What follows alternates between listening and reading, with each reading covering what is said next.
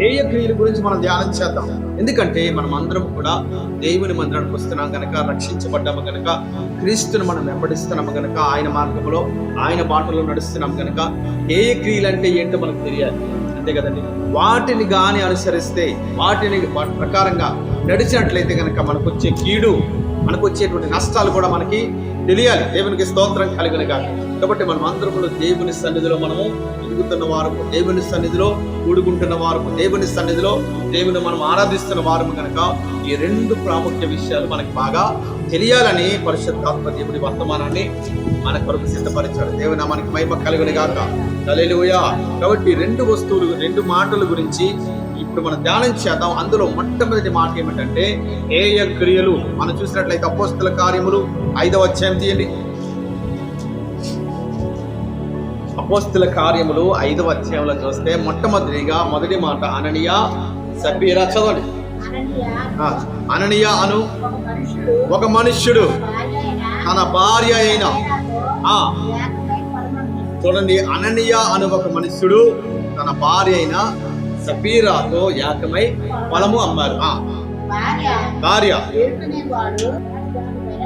దాని వెలలో కొంత దాచుకుని కొంత తెచ్చి, సరే, కొంత దాచుకుని కొంత తెచ్చాడు అనమాట.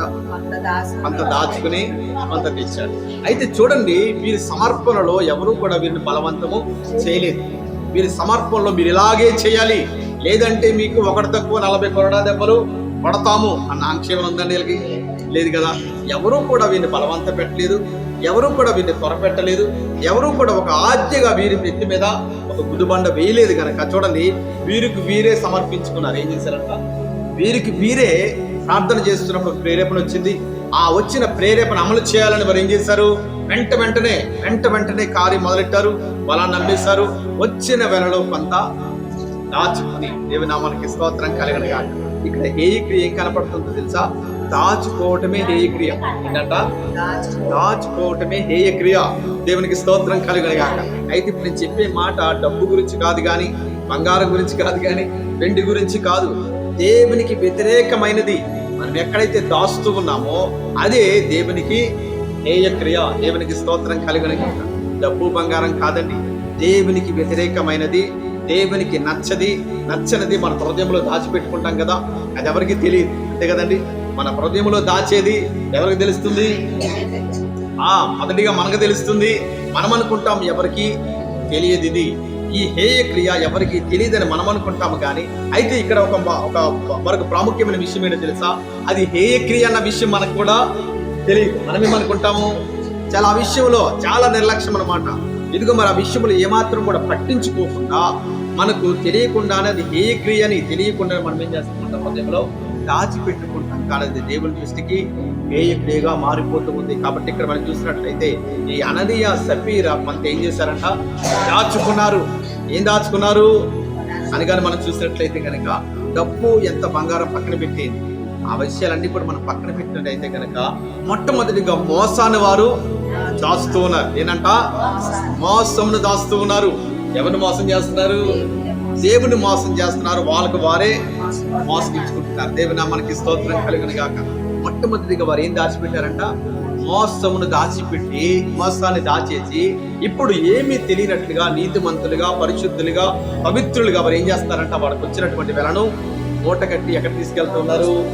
దేవుని యొక్క సేవకుడి దగ్గర తీసుకెళ్లి అక్కడ పెట్టినప్పుడు అక్కడ మరొకటి దాస్తూ ఉన్నారు. ఏంటంట? చూడండి, అబద్ధాన్ని వారు దాచిపెట్టుకుంటున్నారు. చూసారండి. ఆ యొక్క దైవజనుడు అడుగుతున్నప్పుడు ఏం చెప్పాలండి? చెప్పాలి మీరు నిజం చెప్పాలి. జరిగినట్లుగా వాస్తవాన్ని ఆ యొక్క సేవకుడు గాని ముందు పెట్టినట్లయితే గనక ఎంతో ప్రయోజనకరము, లాభము వీరికి కలిగేది. వీరి ప్రాణాలు కూడా దక్కేవి. కానీ వీరు చూడండి, ఇంటి దగ్గరేమో మోసాన్ని దాచిపెట్టారు, సేవకుడి దగ్గరేమో అబద్ధాన్ని దాస్తూ ఉన్నారు. చూసారండి. కాబట్టి రెండు కూడా చాలా ప్రమాదకరం. దేవుని బిడ్డలముగా మరి క్రీస్తు బాటలో, క్రీస్తు మార్గంలో మనం నడుస్తున్నాము కనుక ఈ మోసాన్ని మనం ఏం చేయకూడదు? దాచిపెట్టకూడదు. మన హృదయంలో మోసాన్ని మనము దాచిపెట్టకూడదు. అంటే మోసంగా మనము నడవకూడదు, అబద్ధంగా కూడా మనము నడవకూడదు. ఈ రెండూ కూడా మనం ఏం చేయాలి? సరి చేసుకోవాలి. ఈ రెండూ కూడా దేవుని దృష్టికి హేయమైన క్రియలన్నమాట. దేవుని నామానికి స్తోత్రం కలుగును గాక. దేవుడు అంటూ ఉన్నాడు కదా, నేను వెండిని బంగారమును ఏది కూడా మిమ్మల్ని నేను అడగటం లేదు, ఇదిగో నా ఇష్టానుసారంగా నాకు నచ్చినట్టుగా మీరు నడవాలి అని దేవుడు కోరుకుంటూ ఉన్నాడు కదా. దేవుని నామానికి స్తోత్రం కలుగను గాక.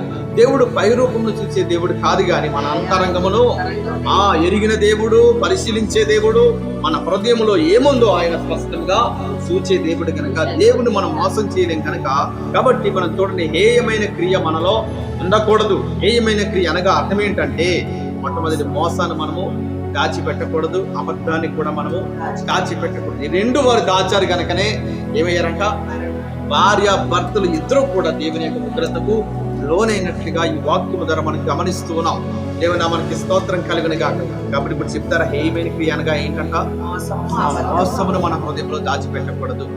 మోసం వలన మనకు వచ్చేటువంటిది లాభం కాదు కానీ ఎంతో విస్తారమైన నష్టం చేకూరుతూ ఉంది. కాబట్టి మోసమును మనం విడిచిపెట్టాలి, అబద్ధమును కూడా మనం ఏం చేయాలంట, విడిచిపెట్టాలి. కాబట్టి రెండు కూడా దేవుని దృష్టికి హేయమైన క్రియలు. చెప్తారండి, ఈ రెండు కూడా దేవుని దృష్టికి హేయమైన క్రియలు. దేవుని నామానికి స్తోత్రం కలుగును గాక.